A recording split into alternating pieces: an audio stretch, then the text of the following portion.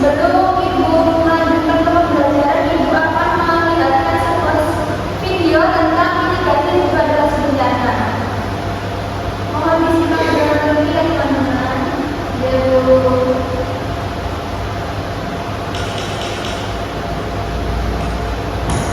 Pengertian dan melakukan mitigasi bencana.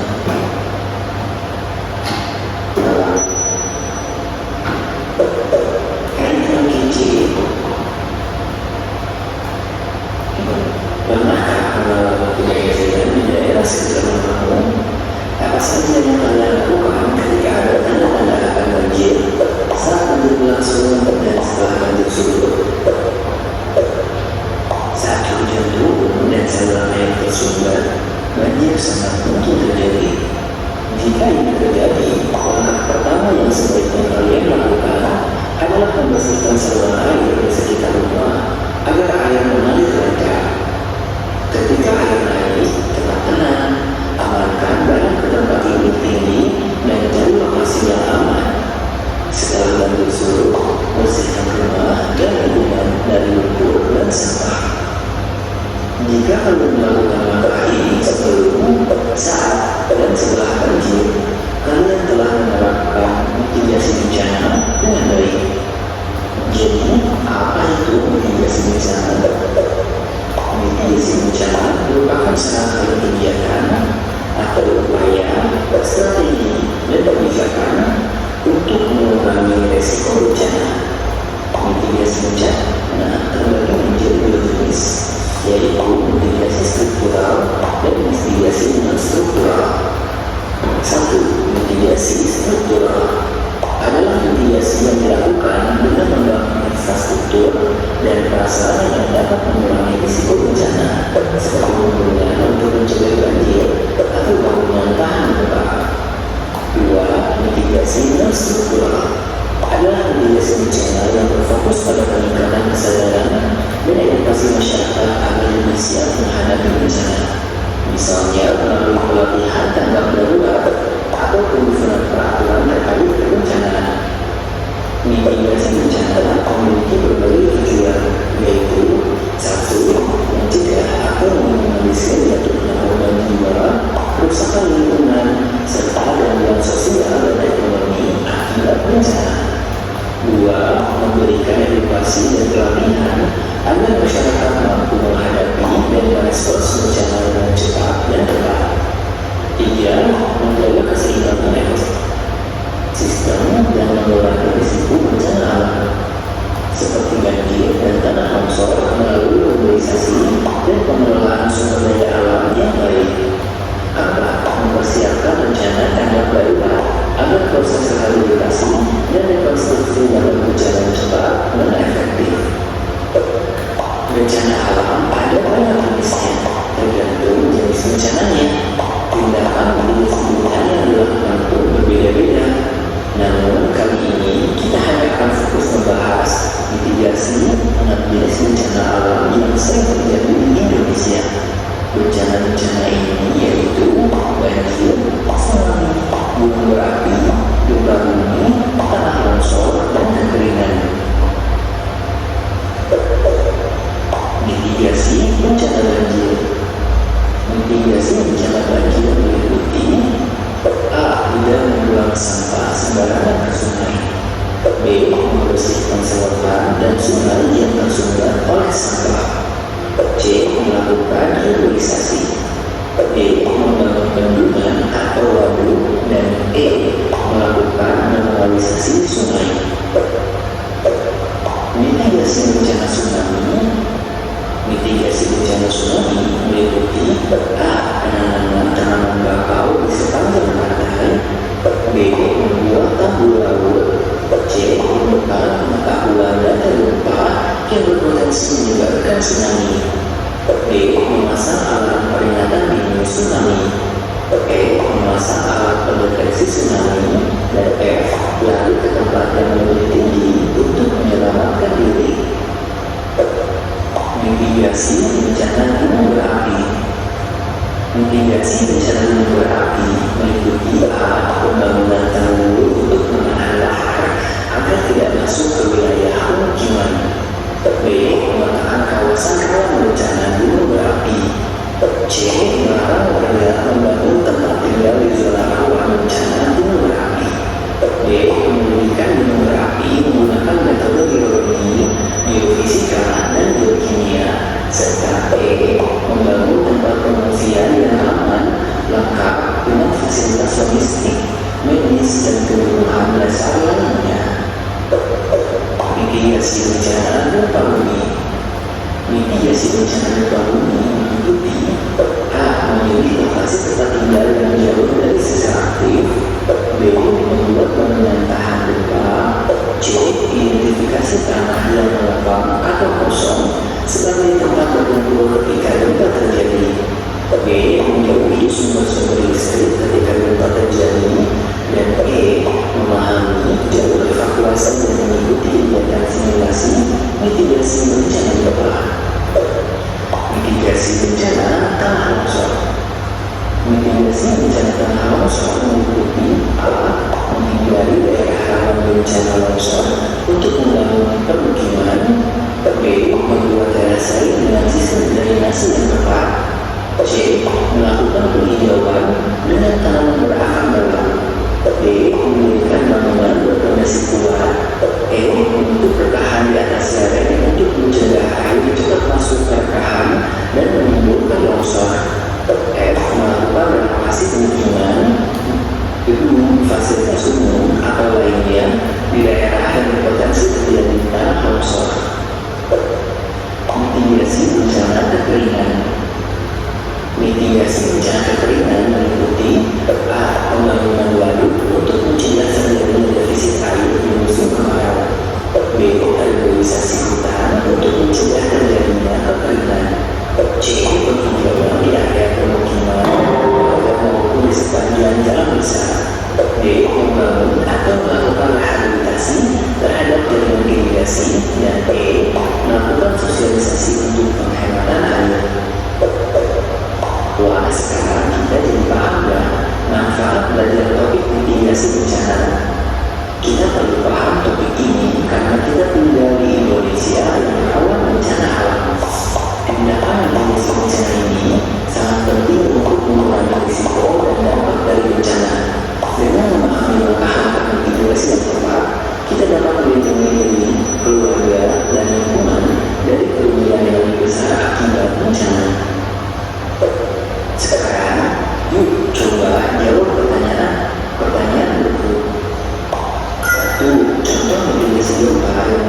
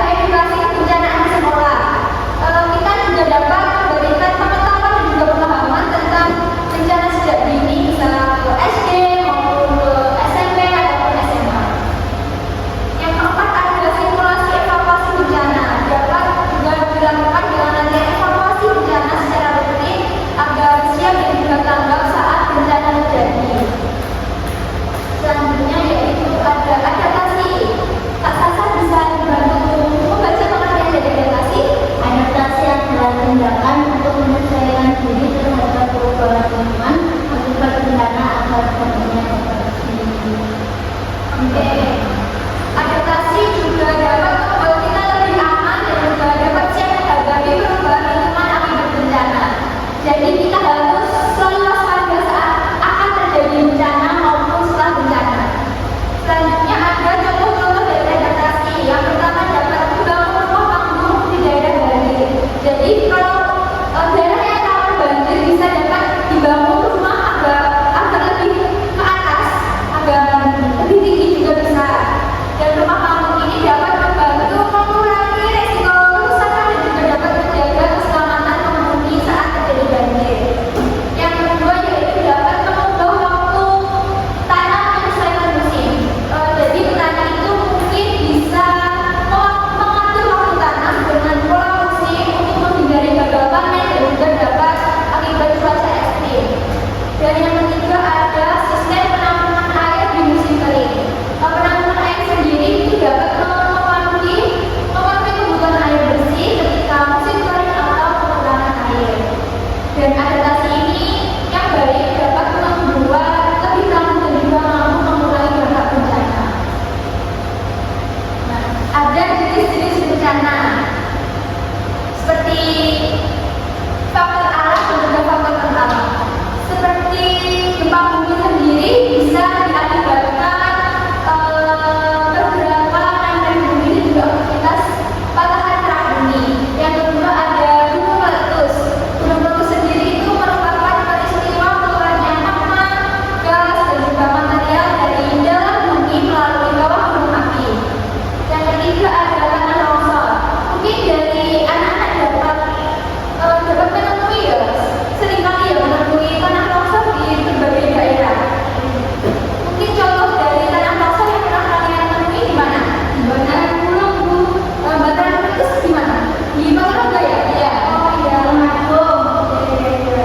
Tanah longsor itu sendiri juga merupakan pergerakan massa tanah atau juga batuan yang memenuhi lereng akibat gravitasi dan juga sering dipicu oleh adanya hujan deras. Jadi kalau hujan deras itu seringkali tanahnya itu bergerak mengakibatkan tanah tersebut itu longsor.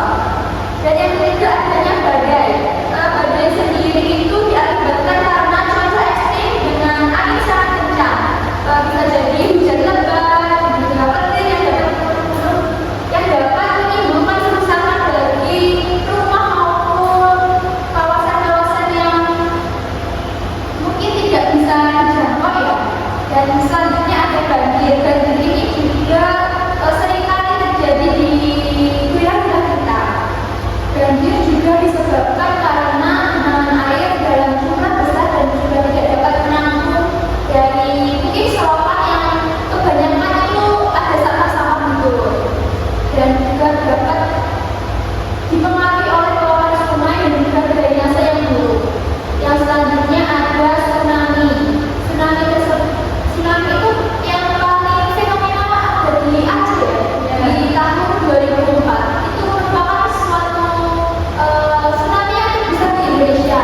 Dan tsunami itu disebabkan oleh gelombang laut yang besar yang dapat disebabkan oleh gempa bumi ada di bawah laut. Selanjutnya ada kebakaran. Kebakaran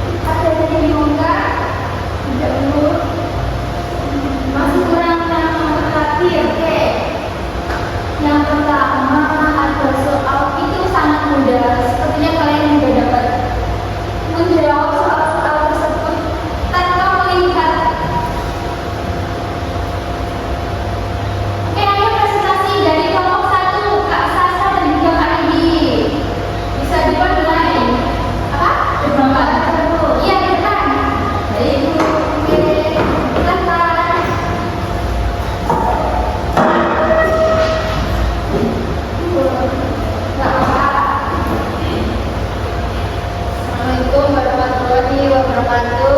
Waalaikumsalam warahmatullahi wabarakatuh. Kami dari kelompok 1 ingin mempresentasikan hasil dari diskusi kami. Yang pertama yaitu apa yang dimaksud dengan tanggap darurat bencana. Tanggap darurat bencana adalah tindakan cepat yang dilakukan saat bencana terjadi untuk menyelamatkan korban, mengurangi dampak bencana, dan mempengaruhi kebutuhan dasar masyarakat. Yang kedua yaitu mengapa proses evakuasi harus dilakukan dengan cepat saat bencana terjadi. Karena evakuasi cepat dapat menyelamatkan nyawa, menghindarkan masyarakat dari bahaya yang lebih besar, dan membantu korban mendapatkan pertolongan dengan lebih aman.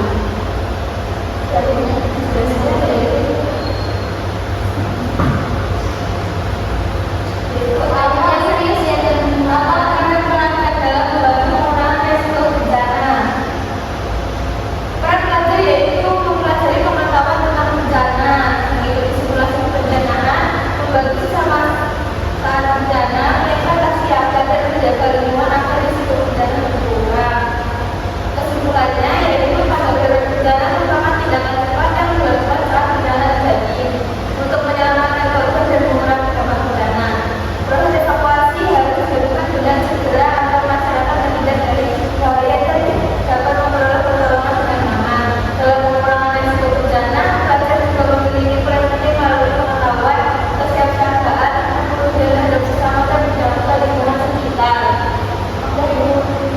Oke, mungkin sesi tanya jawabnya juga sudah selesai dan Ibu tidak membuka sesi tanya jawab karena materi ini sudah ada jawabannya di PPT Ibu semua.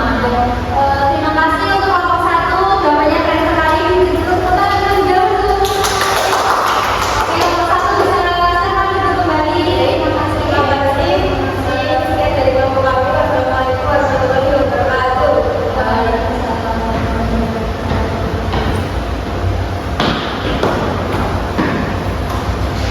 Oke, setelah adanya diskusi kelompok ini, kalian lebih tahu nggak tentang apa itu bencana? Yaitu menjadi lebih paham tentang peran dari proses bencana. Oke, selanjutnya Ibu ingin satu orang menyebutkan kesimpulan dari pembelajaran pada siang hari ini. Mungkin siapa? Ibu, boleh. Kesimpulan dari pembelajaran hari ini yaitu kita harus tahu terhadap bencana, memperhatikan lingkungan sekitar dan mencemari lingkungan. Lalu kita juga belajar tentang apa saja bencana yang ada di Indonesia ini, karena kita juga di Indonesia yang sudah rawan sekali bencana. Oke, Ibu next slide. Jadi kesimpulan keseluruhannya yaitu bencana alam merupakan peristiwa yang dapat terjadi kapan saja dan juga dapat berdampak besar terhadap kehidupan manusia, lingkungan, serta infrastruktur. Oleh karena itu, diperlukan upaya mitigasi dan juga adaptasi yang tepat untuk mengurangi resiko dan juga dampak yang dapat ditimbulkan. Mitigasi juga dapat berfokus pada pencegahan dan juga dapat mengurangi resiko sebelum bencana terjadi. Sedangkan adaptasi merupakan penyesuaian diri terhadap kondisi setelah atau saat terjadi bencana berlangsung. Dengan pemahaman yang baik serta kesiapsiagaan masyarakat, dampak bencana dapat diminimalisir sehingga kerugian dapat ditekan dan juga dapat keselamatan lebih terjamin. Lalu selanjutnya ada penugasan. Sebelum ada penugasan, Ibu minta refleksi dari satu orang siswa lagi tentang pelajaran hari ini. Bisa dibantu oleh Kak Sasa? Bisa merefleksikan? Hari ini menurut saya materi mitigasi dan adaptasi bencana yang disampaikan itu sangat mudah dipahami dan bermanfaat dalam kehidupan sehari-hari. Dari materi tersebut saya menjadi lebih mengetahui cara mengurangi risiko bencana, dengan kesiapsiagaan serta tindakan yang harus dilakukan saat terjadi bencana. Oke, terima kasih.